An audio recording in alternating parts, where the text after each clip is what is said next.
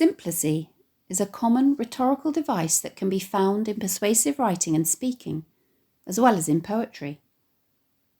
It's a form of repetition where one word or phrase is repeated not only at the beginning of successive phrases, clauses, sentences, or verses, as in anaphora, but where another is also repeated at the end, as in epistrophe.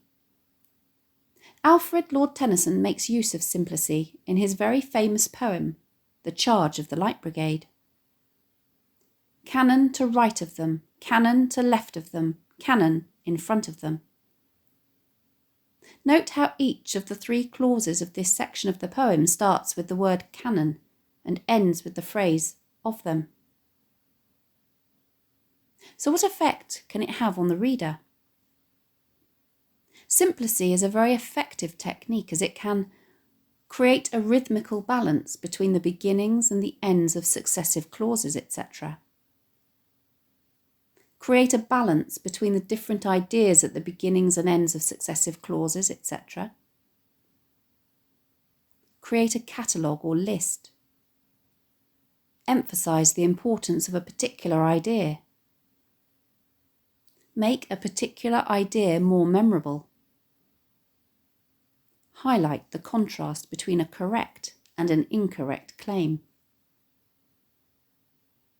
So how do we write about it?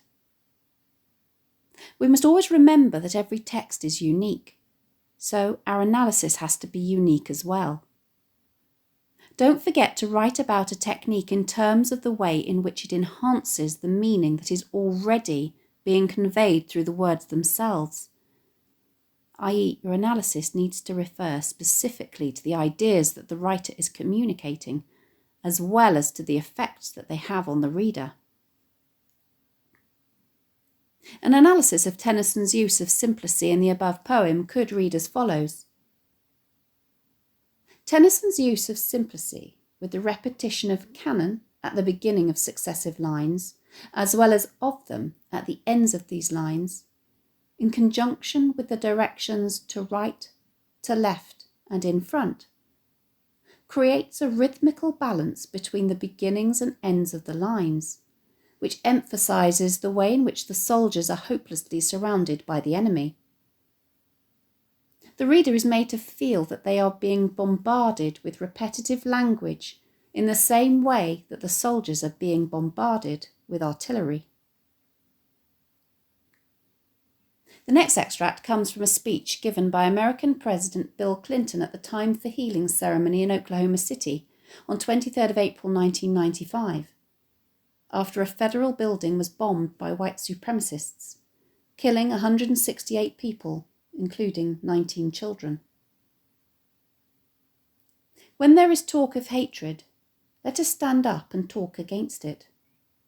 When there is talk of violence, let us stand up and talk against it.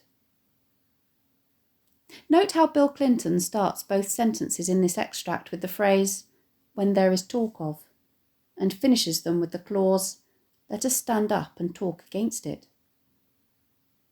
An analysis of this use of symploce might read as follows.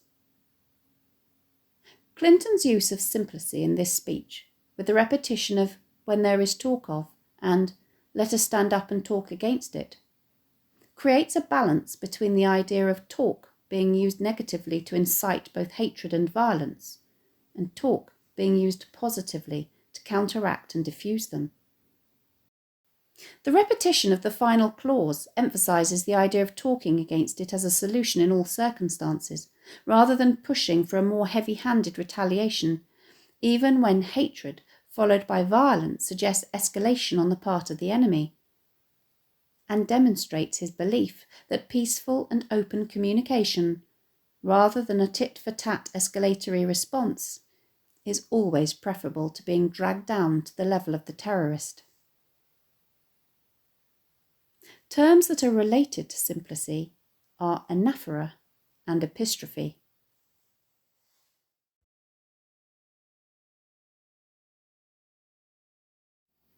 Thanks for watching. If you have any questions, please let me know in the comments section below and I'll do my best to answer them. Don't forget to subscribe to my channel for more videos on English language topics and exam techniques and English literature texts.